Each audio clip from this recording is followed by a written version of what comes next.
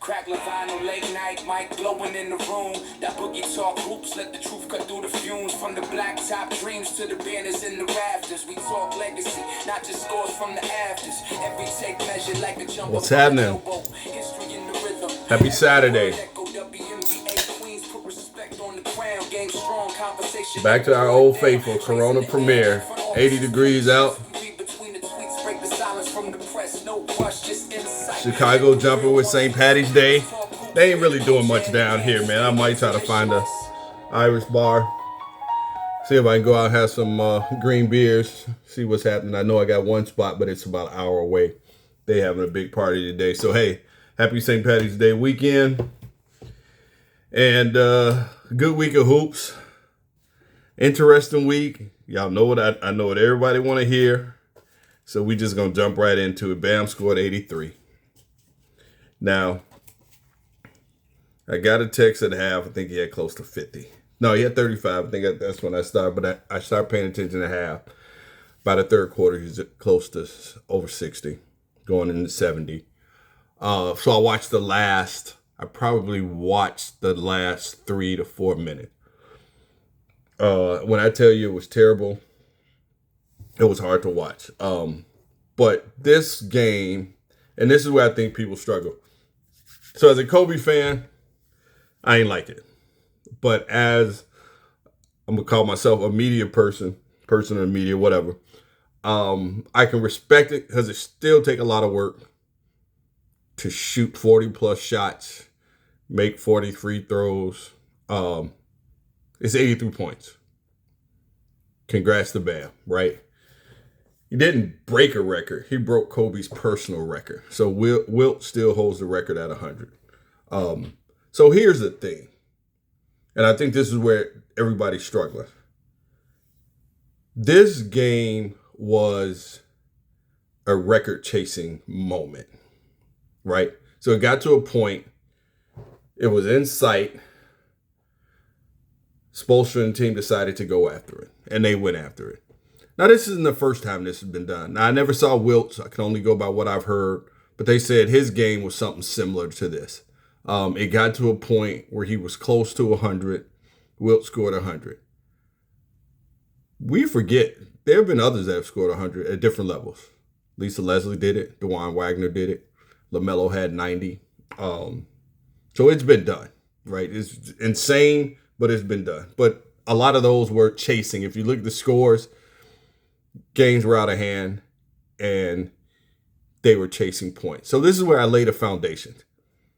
Why am I saying this? Because this is the difference between what Bam did and what Kobe did. Kobe's points came during the flow of the game. The 81 points. I'll talk about the 60-point game in a minute, his final game. That's the big difference, and I think people need to understand that. Kobe wasn't chasing points. He had an opportunity to chase points when he had 62 and Dallas had 61 and he didn't play the fourth quarter, right? He had opportunities. The game where Kobe scored 81, the final score was 122 to 104. They won by 18. They were down 14 at halftime. They were just hooping. If you listen to Jalen Rose talking about that game, like they tried everything. Kobe was just in one of those zones where he just took over the game. But he wasn't chasing points. He was chasing a win. The Lakers were not a good team at the time. They needed every win they could get to be respectable. So I'm going to leave that at that. So now let's go back and look at some other historical scoring moments. And I'm going to talk about a couple that were point chasings or scoring title chasings. David Robinson, 1994. He scored 71 points in the final game of the season. They gave him the ball for him to score. Now, of course, the teams may have tried it. I think they won. I didn't get to score that game, but he ended up winning the scoring title. So that was chasing the scoring title. Similar situation happened back in 1977. This one I vaguely remember. David Thompson scored 75 points, and he was leading the league in scoring. 32 hours later, number 2 in the league, Iceman George Gervin, scored 63 points to overtake him. Those guys were chasing points. The team was giving them the ball, getting out the way.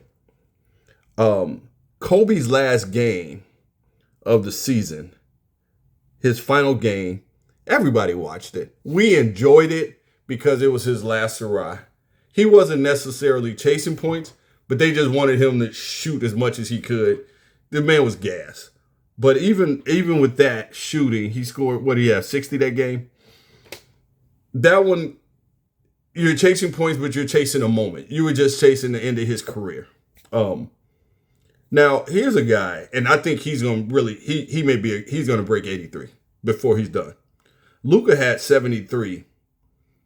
And we kind of forgot about that. Luka had 70, at least I did. Luka had 73 in 24. 25 of 33 from the field, 8 of 13 from 3, 15 of 16 from the line.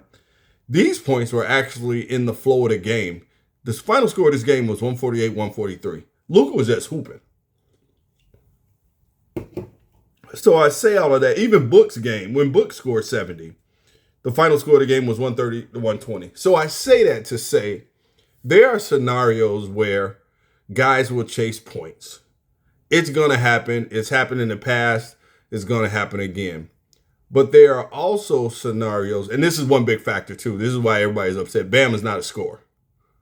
So for him to do this, it was very surprising. He had 43 free throws, and that was because the foul game kicked in. But nonetheless, like I said, he scored 83. He's in great company, second best, second highest of all time. Kobe fans just don't like it, me included. But we're going to see this again. People who I can see doing this, Luka, LaMelo. If LaMelo get on the burner, he can score 80-something points. He's going to be shooting from all over. And his is purely going to be about 3-point shots. Guys like that, who knows? I think one day Cooper Flagg's going to get up there because he can score. Anthony Edwards has the potential. So there are guys in the league now that can score that may break this record or get close to it at some point in their career. So that's enough. We're done with that. Another record this week, and when you think about this one, may be more impressive. 127 straight games of 20 or more points. Now, we think about all the great scorers we've had, the Jordans, the Gervins, the LeBrons, the Kobes. SGA is the only one to do this. That's pretty damn impressive. 127 games and counting, spanning over 2 seasons. Probably no end in sight. So when you talk about somebody give you 20 every night, SGA has proven that literally every night he puts on that uniform and walks on the floor, he giving you 20 plus points. So that's what our records. Now we said these games were about to get real good. Last week we had some games, man. We had a lot of games amongst contenders. OKC and the Nuggets, the MVP showed up. SGA had 35. OKC won a close one. Cam came back. Gordon is back. I like where the Nuggets are. OKC won a good one. We had Boston and the Spurs. Got a little messy in this game because Jaylen Brown got ejected, and it was a big to-do. First ref called the tech on Jaylen. Then the secondary ref called a second tech and ejected him. Normally, that's not how it works. He wasn't talking to the secondary ref.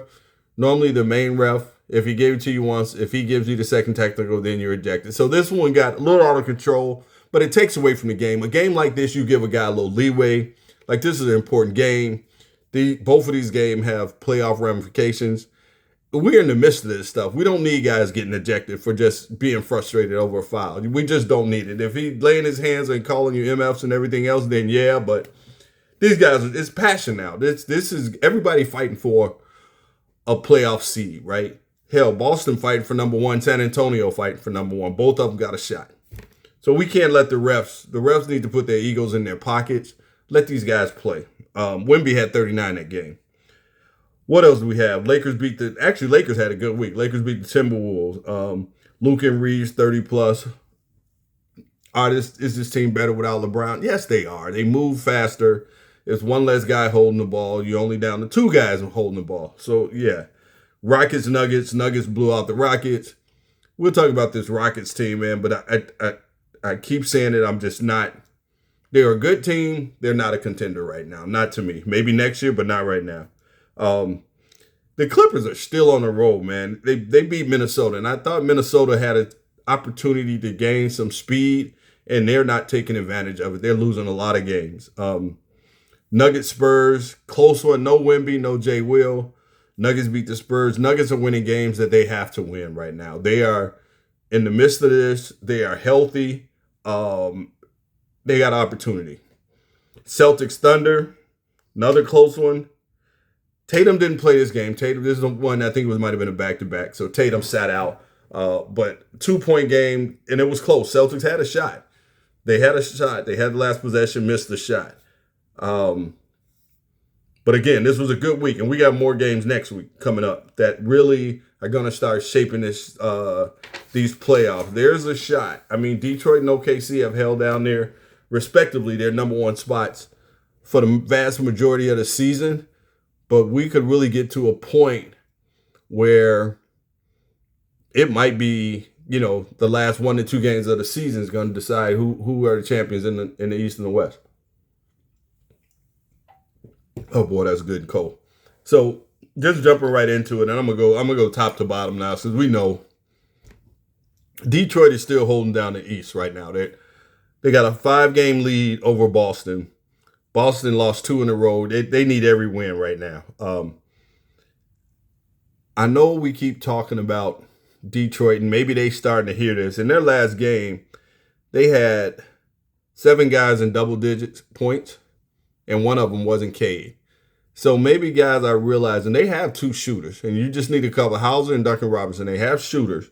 You just need a couple of guys to be able to penetrate, make some good shots, get these guys open shots. I still like them. I'm not one of those they're gonna lose if Cade get doubled and doesn't produce. He had 8 points, they still won. They've won 3 in a row. They're 6 out of 10. They're winning games they should be winning. Number 2 is Boston. And I think everybody's saying, like, now that Tatum's back, Boston's definitely in the mix. And Tatum looks good, man. Tatum looks really good. He's, I think I'm over being scared of him getting hurt. He's productive. He's fit right in. But that's the Celtics, right? They just fit. You plug and play with the Celtics. They're fine. 2-2 on his return. Had a rough week. They beat the Mavs, beat the Cavs, lost to the Spurs, lost to the Thunder. Like I said, JB got ejected in the Spurs game. I still like Boston coming up. Their schedule is not crazy. They got a few games. I don't think they're on tomorrow. I'm just looking at my schedule there. Yeah, they don't play any contenders over the next week or so. So they have an opportunity to make up some ground if Detroit can lose a game or two. And I really believe those are the 2 teams I like in the East. I don't think any of these other guys are championship teams. The Cavs, I know they got a nice roster. They added James Harden. It just doesn't look good to me. They 2-2. They lost to the Celtics, lost to the Magic this week. They beat the Sixers and Miami. They have all the pieces. I know the coach did a great job last year. I was really high on them last year. And for me, bringing this James Harden thing in, for me, that brings them down. I know it takes pressure off of Donovan Mitchell, but they don't have knockdown shooting. Hopefully, I think Max is going to make his debut next week. So I think, and that might be huge because that really spreads the floor. James can shoot, but he's not shooting like Max. I don't know how they're going to integrate him in. He's coming off the bench for sure. Maybe they put him at 3. But I'm not a fan of them. The Knicks, I got them at 4. It could be either way. The Knicks, to me, are just inconsistent. Like I said before, the Knicks and the Rockets are the same in different conferences to me. Got all the talent in the world, got a great roster. Like, they blew out the Nuggets the other night, and then they lost the game to the Clippers. And I know the Clippers are playing well, but these are the games the Knicks must win, right? I know Kawhi is giving it to you, but you got wing guys too to try to make a difference. And I just don't see it with the Knicks. I'm just not sold on them. Slowly moving up on a 6-game, probably one of the hotter teams in the league is the Magic. So I got the Magic coming in 5. It was close. I had Miami. It was between Orlando and Magic. I took Orlando at because Paolo is coming around, man. We really, it's funny how guys can have expectations. He's the number one pick. He came out so hot his first 2 years, and he's kind of slowed down, but he's still a very good player. Right now, he's averaging 25 a month. He averaged 22 for the season. He averaged 25 for the month of January. Desmond Bane, which is 3 over his average. Desmond Bane is up there at about 23. He's over his average, his scoring average by 3 points. And then you got Tristan da Silva. He's the guy that's really helping them, bringing that third score to them after they lost Franz Wagner. He's stepping up, averaging 16 a game for the month, and he was averaging like 10 points a game. So they're getting production. Mo Wagner stepped up. Suggs has been consistent. Wendell Carter has found a home. He's been consistent the last few years. I like Orlando as a spoiler, stretching out some 7-game series. Not really a contender right now, but they're definitely going to be in the mix during the playoffs. And the Heat are right there too. Next week I could be saying something different with the Heat. The Heat have won 7 in a row. They riding high off of Bam's 83.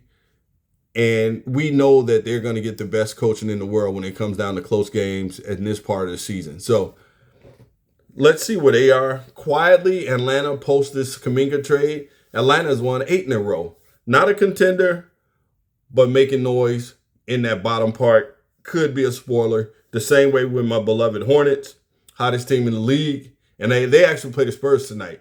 I'm taking the Hornets. I got to see what it is, but I'm taking the Hornets tonight over the Spurs. Maybe with the spread. I'll see what the spread is. But they play at 2:30 today, so I'm taking the Hornets on that one. So that's how the East is shaping up right now. Like I say, to me, it's a 1-2 race between Detroit and Boston. We've saw some games this week that could be NBA final previews, a lot of East-West matchups. So we'll see. Now, when we jump out west, it's a 3-headed race to me out in the West Coast. With one being OKC, as I said, OKC's held it down all year, man.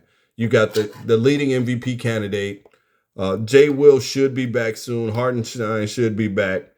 They're on a 7-game win streak. This is why the Spurs can't make ground. They don't lose, right? And they're winning at the right time. They got a 3.5-game lead over the Spurs as we stand today. And they play Minnesota tomorrow. The Spurs have the Hornets today. That could easily be 4.5 by Monday morning. And they beat, what did they won this week? They beat the Celtics, the Nuggets, and the Knicks. So they're beating the teams that they're supposed to beat. So then you got the Spurs, 8 out of 10. Only big loss was to the Nuggets, no Wemby.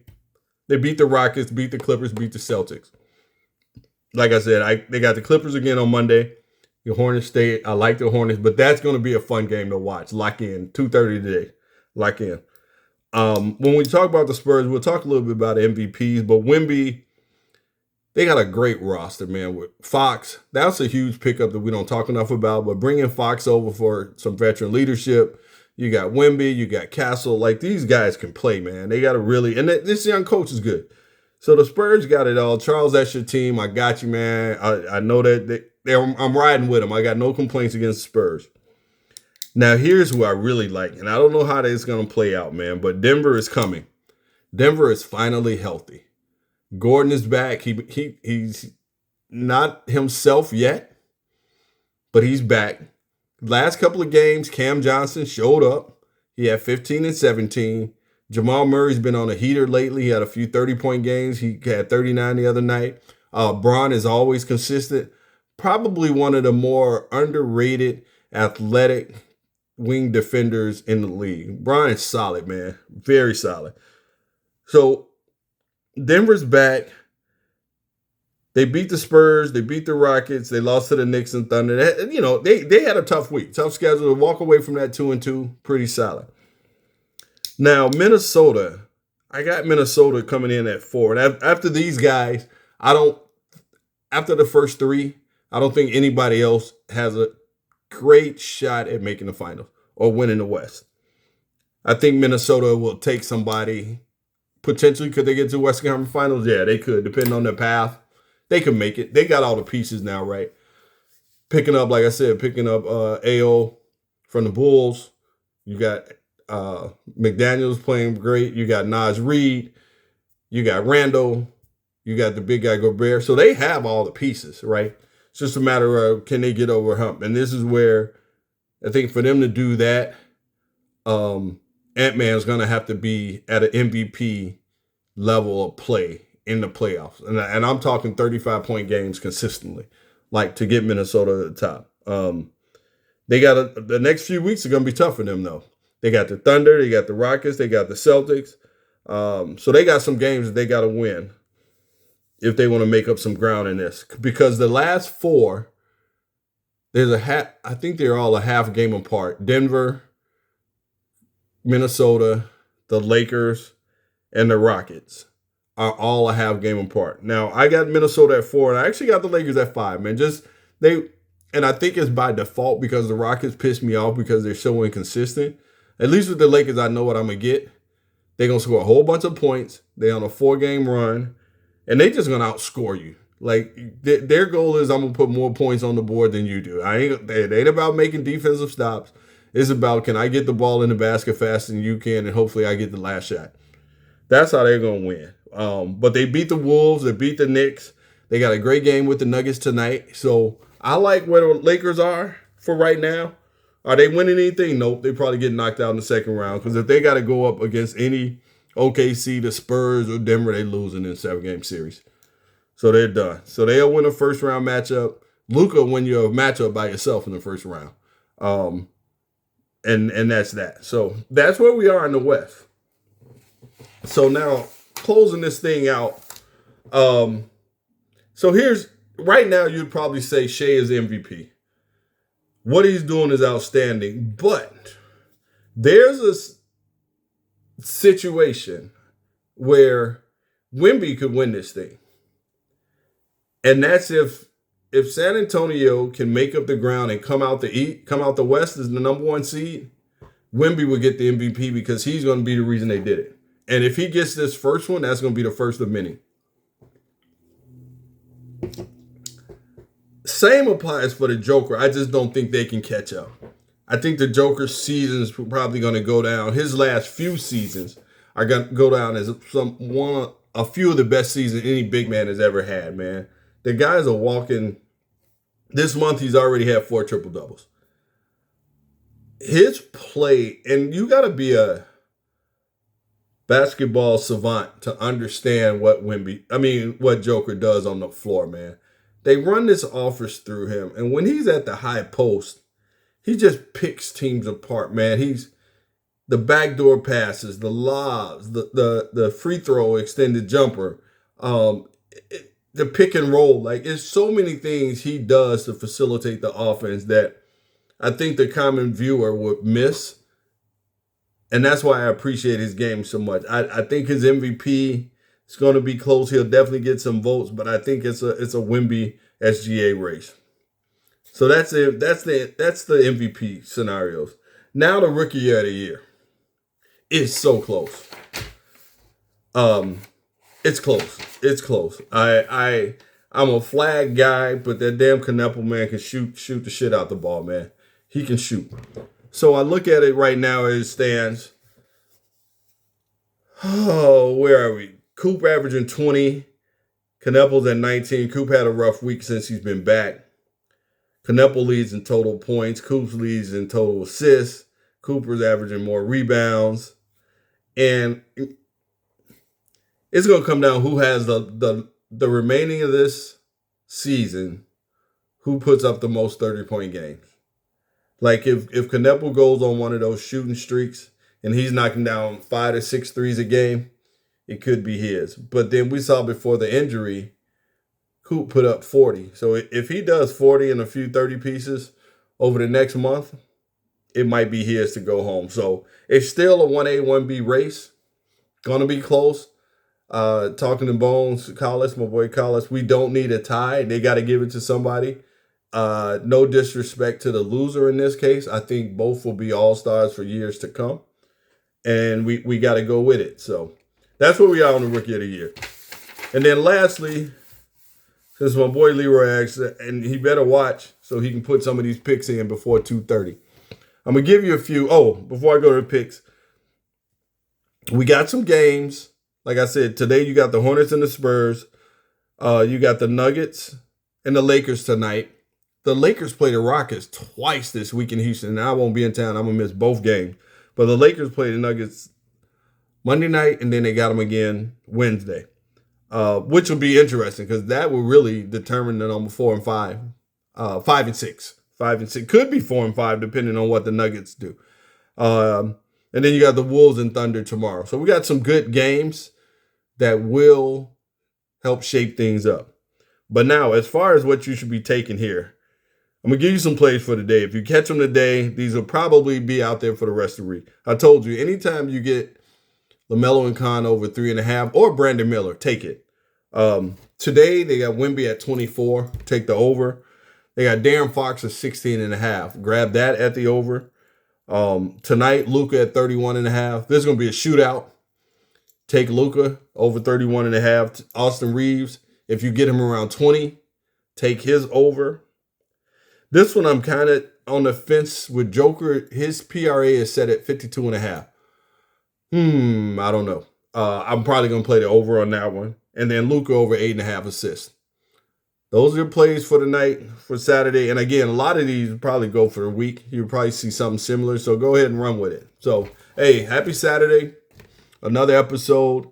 Get ready to lock in. I think right now, Philadelphia and who's playing? The Nets? I think Philadelphia and the Nets are on right now. So we got games from here on out for the rest of the day.